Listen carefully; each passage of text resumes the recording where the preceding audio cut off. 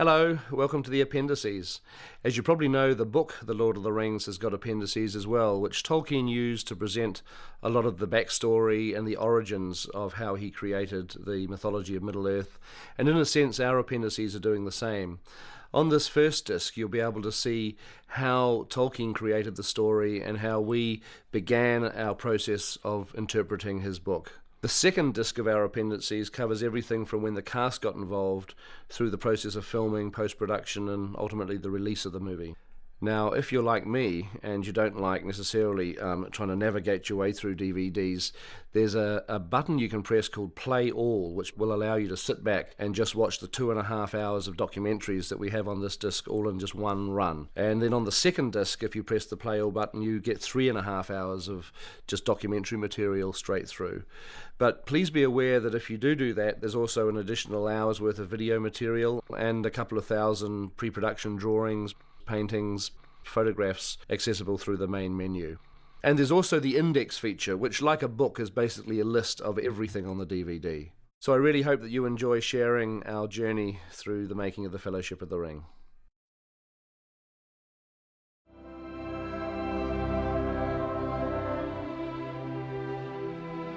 I've always thought it was remarkable that Tolkien basically spent his entire life creating what he called the secondary world. You know, he created the languages, he created the thousands of years of history.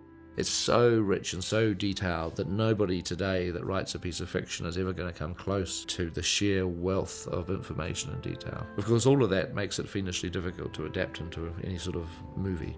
Behind one of the most ambitious film projects in history is the extremely popular book, the result of the life's work of one man. John Ronald Reuel Tolkien was born on the 3rd of January 1892 in Bloemfontein, South Africa, to English parents who had emigrated there. Just a month after his 4th birthday, when John Ronald was in Birmingham visiting his grandparents, his father, Arthur, died suddenly. Tolkien became half-orphaned in a country he didn't know. The absence of a father would have affected him. In a way, he became the father to his younger brother. He was raised by his mother, who he was very close to. In 1904, Mabel died from complications arising from diabetes. Tolkien was only 12.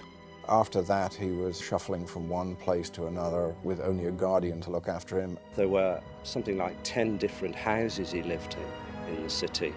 That life is quite a complicated one, quite an eventful one for a child. His mother had been his first teacher, encouraging him to take an interest in words. Her death cemented his study of languages. And I think in those circumstances, the school really was the refuge. It was the stable element in his life.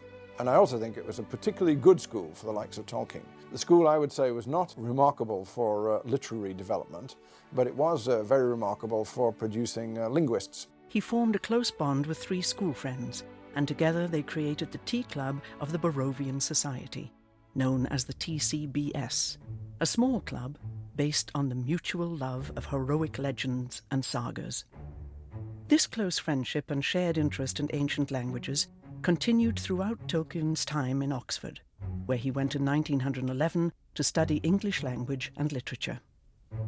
But this idyllic period came to an end with the outbreak of war.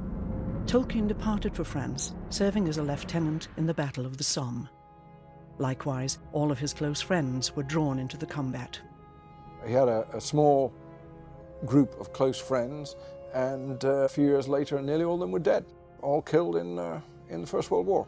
Once again, he found himself on his own. How could it not have had a marked effect on the way he wrote and the way he thought? And people do say that the major theme of his writing is death. During rare moments of quiet, he jotted down stories in a notebook, which he called the Book of Lost Tales. That's where Middle-earth was born. Some of the very earliest writings of Middle-earth that Tolkien created were done in pencil on a notebook while he was in the trenches. Tolkien's love of languages would eventually lead to him creating his own, and his lifelong pursuit of creating such language engendered the desire to create his own mythology. He felt deeply that England lacked a mythology. Well, England has no overriding mythology. We have a lot of folk tales, and we have borrowed a lot of other people's mythologies. The one that everybody regards as English is the story of King Arthur. But actually that's a complete mishmash from different sources, many of them French, our old enemy.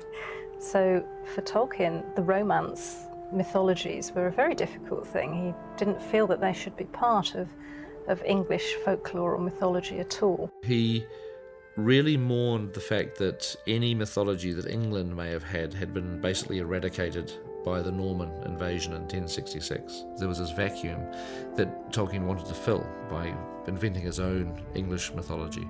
Right at the end of his life, he was still working on the mythology of Middle-earth, and he died with his great sort of life work only partially complete.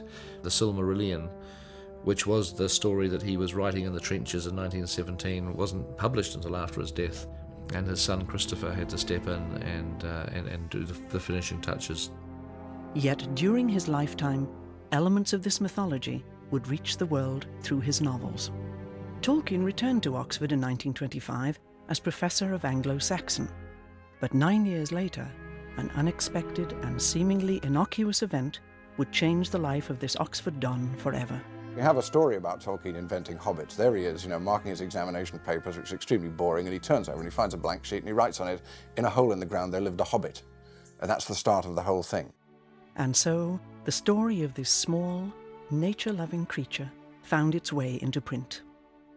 Well, my father was the publisher, and he believed that children were the best judges of children's books. He used to pay me, as a supplement to my pocket money, a shilling. So The Hobbit came along and I wrote my report. It wasn't a great piece of literary criticism, but it was good enough. My report on The Hobbit was dated the 30th of October 1936. Bilbo Baggins was a hobbit who lived in his hobbit hole and never went for adventures. At last Gandalf the wizard and his dwarves persuaded him to go. He had a very exciting time fighting goblins and wargs, and after a terrific battle with the goblins, he returned home rich. This book, with the help of maps, does not need any illustrations. It is good and should appeal to all children between the ages of 5 and 9. In those happy days, no second opinion was needed. If I said it was good enough to publish, it was published.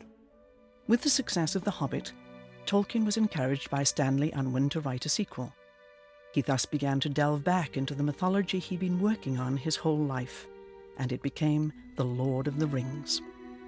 He sat down and began to write the first page of The Lord of the Rings without any planning at all. There was no scheme, no synopsis. I mean, I've been through all those first drafts, those papers which all still survive.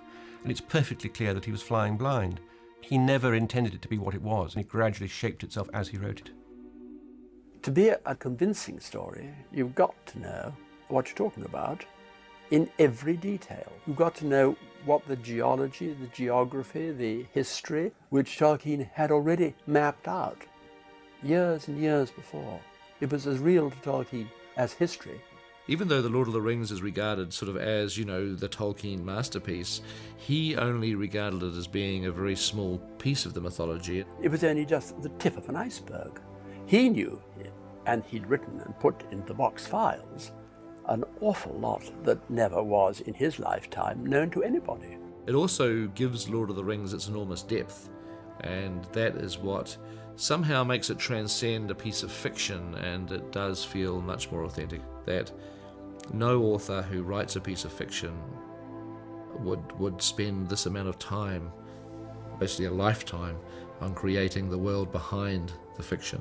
I desired to do this for my own satisfaction, and I had little hope that other people would be interested in this work, especially since it was primarily linguistic in inspiration and was begun in order to provide the necessary background of history for Elvish tongues. This was simply an outlet for his huge imagination, which had been stimulated by philology, by studying Germanic languages, by studying Norse sagas, by studying Anglo-Saxon poetry. And that drove him not just to be a scholarly investigator of it, but to be a creator in the same genre. The first volume of the Lord of the Rings trilogy, The Fellowship of the Ring, was published by Allen and Unwin in 1954. It had taken Tolkien 12 years to complete his epic work. By now, he was nearly 60. He was exacting to a degree on how the book was produced. He was extremely stubborn and obstinate, and he wrote it the way he wanted to. You did not go around editing Tolkien. That would have been the absolute final sin.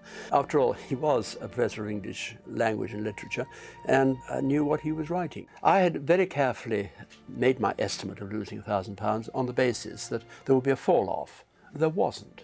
In fact, by the time we got to publishing book 3, we had increased our print number and on the way to reprinting 1 and 2. Over time, the book increased in popularity, eventually becoming the 20th century's second most read book after the Bible. He was both pleased and gratified by the success, but it wasn't because of the money. He was gratified because it proved his point. And there was an element in it, I would have said, of schadenfreude. You know, they told him all his life that he was a kind of, you know, flogging a dead horse. And it wasn't a dead horse, it was a Derby winner. Tolkien fan clubs began to spring up almost as soon as the book became well known. Not quite as when it was published in the 50s, but by the 60s they were starting to appear. You began to go to the New York subway and see sort of inscriptions on the walls saying Frodo lives. And you began to realize that something was happening. And people were writing him letters telling him that they had adopted the names of his characters and they were getting married in ceremonies based on his books. And he was actually very upset by this because he was actually able to detach himself from his own invention. The phenomenon of the Lord of the Rings continues today, and its popularity can be attributed to fundamental themes of human existence. The themes of Tolkien are another way of honouring the book because, you know, as we were saying, there's so much detail that you ultimately can't recreate the world of The Lord of the Rings, you know, with everything in the books, but the thematic material is obviously critically important to translate that from book to film because the themes are ultimately at the heart of any book. And Tolkien's themes in particular were in his heart. There's a tendency to expect too much of Tolkien and to expect answers that he never intended to provide. And there's a simultaneous oversimplification of what he wrote. Tolkien himself was horrified at modern analogies being placed on his work. He always rejected the notion that the stories were based on World War II and the rise of Hitler and all that. I think to apply modern political thinking on a story that is essentially 50 years old is a little bit inappropriate. Tolkien's famous for disliking allegory and maintaining with great force in his foreword to The Lord of the Rings that this is not an allegory. As for any inner meanings or message, it has in the intention for the author none. It is neither allegorical nor topical. I cordially dislike allegory in all its manifestations, and always have done so since I grew old and wary enough to detect its presence. I much prefer history, true or feigned, with its varied applicability to the thought and experience of readers.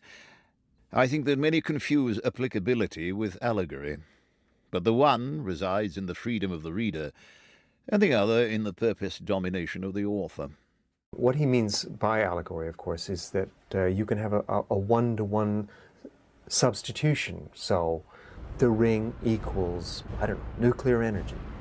That kind of simple-minded interpretation is exactly what he was trying to avoid, and it's part of his genius that he didn't write an allegorical book. That's why new generations of readers can keep on finding meanings from their own lives because of what he called applicability, to enable you to fill in the precise meanings of the various things you're reading about from your own experience. I think what Lord of the Rings is very good at portraying is that you can be courageous without having courage. He was, I believe, writing the antithesis of commercial fiction. This notion of being able to go on and finding hope in hopelessness. The most poignant statements in The Lord of the Rings are the elves, for example, who have been fighting what Galadriel calls the long defeat. And they've been knowing that they will lose for the last few thousand years. but they will continue fighting until they're defeated.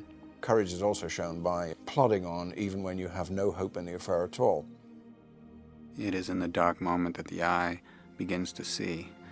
You know, it's like when you've reached your lowest point, when things look bleakest, that's when you really get a wake-up call. Something is found within, you know, to deal with the situation, to at least make the effort.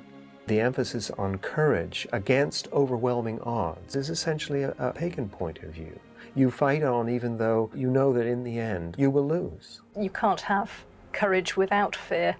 You can't be truly brave without knowing that there is something to fear and to overcome that fear in order to go out there and face it. You cannot weigh up the likelihood of your success as part of your venture. And that is why Frodo makes such a wonderful hero, because he is a halfling, he is a hobbit, he is small, and the forces he faces are huge. Frodo's not the only hero. And of course, without the heroism of all the people who helped him, Frodo would have failed. Our fates are all interconnected, as opposed to depending on this heroic individualism. Tolkien was profoundly pluralist. The Lord of the Rings is a multicultural and multiracial book. Against that pluralism, you have Mordor, which is one ring to rule them all. I think Tolkien himself, personally, was quite pessimistic. But I think there's hope in the books. This is a phrase Tolkien used, by the way, hope without guarantees, a very good description of what his book offers. Despair is for people who know, beyond any doubt, what the future is going to be. Nobody's in that position.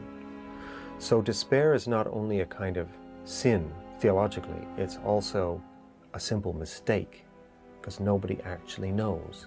In that sense, there always is hope. That's what's interesting about this story. There's no guarantee at any point of success. That's something no one can predict. You know, what will happen. Even Galadriel, when it comes to it, you know, in so many words, says to Frodo, I can't tell you what's going to happen. I don't know. More so than just being a straight struggle of good and evil, it is a struggle over loving the values of your world and being prepared to fight to the death to protect them. It seems to me that the ring wraiths are Tolkien's most original and distinctive image of evil. And since he's a philologist, I think we should think about the word wraith. All right, what's a wraith? Well, it's actually related to words we know. For instance, it's related to wrath, which is anger. It's related to wreath, which is a twisted thing. It's related to the word writhe, which is to, you know, to twist and turn. And all these suggest that actually a wraith is something which is defined by shape, not by substance. There's this vacuity, this emptiness at the heart of the ring wraiths. They actually, in a sense, have no lives of their own. They're totally dependent on Sauron and on the One Ring.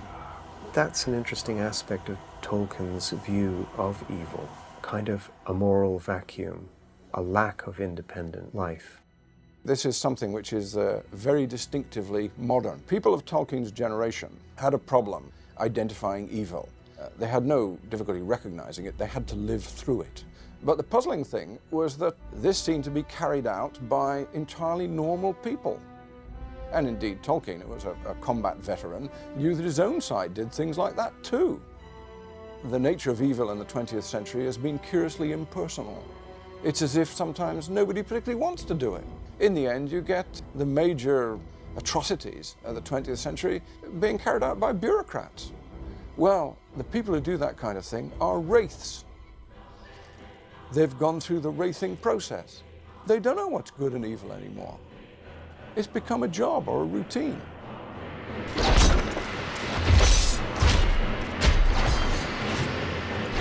You start out with the good intentions, but somehow it all goes wrong. So it's a curiously distinctive image of evil, and I should also say it's a very unwelcome one, because what it says is it could be you. And in fact, under the right circumstances, or I should say the wrong circumstances, it will be you. You know, when people say that this kind of fantasy fiction is escapist and evading the real world and so on, well, I think that's an evasion. It's actually trying to confront something that most people would rather not confront. We can never be quite sure about the ring, which I think is entirely appropriate to the story. Right at the start, Gandalf asks Frodo to hand him the ring, and when Frodo passes it over, it feels very heavy, as if either Frodo or the ring itself was reluctant to pass it over. Now, which was it? Was it Frodo or was it the ring? If it's Frodo, then we're in a kind of Freudian universe. Frodo does not want to hand the thing over, so subconsciously his own wishes make the ring feel heavy. In that case, the source of evil is internal. On the other hand, it could be the ring that's gone heavy.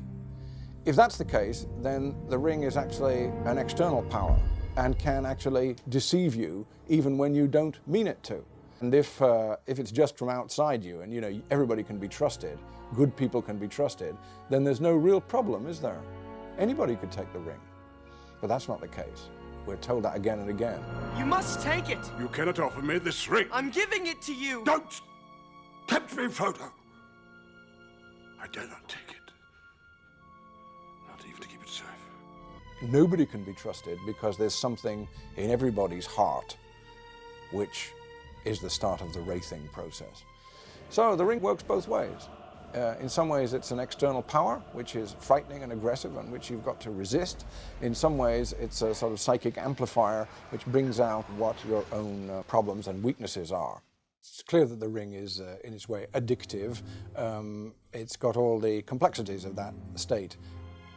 Nobody can trust themselves. As to what people are being addicted to, it seems to me that's really very clear. It is power. People start off with good intentions. They want the power in order to carry out the good intentions. But once they've got the power, they won't give it up, and the good intentions turn increasingly to bad intentions. The ring is also very contemporary because I think it has a profound affinity with technology.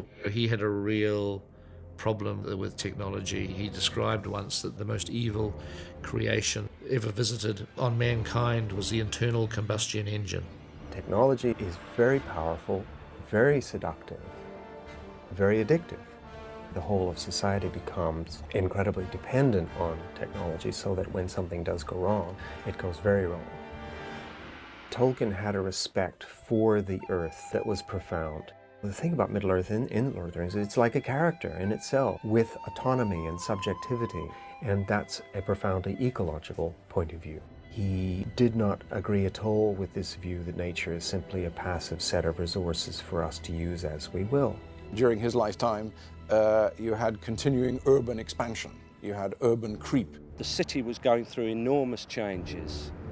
It was gradually becoming the city of 1 million people. He could see the city creeping up the hill. So that the area which he lived in, which he remembered as lush and pastoral and beautiful, really became absorbed into a major industrial city. All those processes are still happening, and in some respects they've gathered steam. Things are going faster and faster in that direction. And in that sense, Tolkien's relevance is bound to increase. For myself as a reader, what I find in there is a story that is timeless. And this is why it made it so accessible to so many people. As filmmakers, as writers, we had no interest whatsoever in putting our junk, our baggage into these movies. We just thought we should take what Tolkien cared about clearly, we should take those and we should put them into the film. This should ultimately be Tolkien's film, it shouldn't be ours.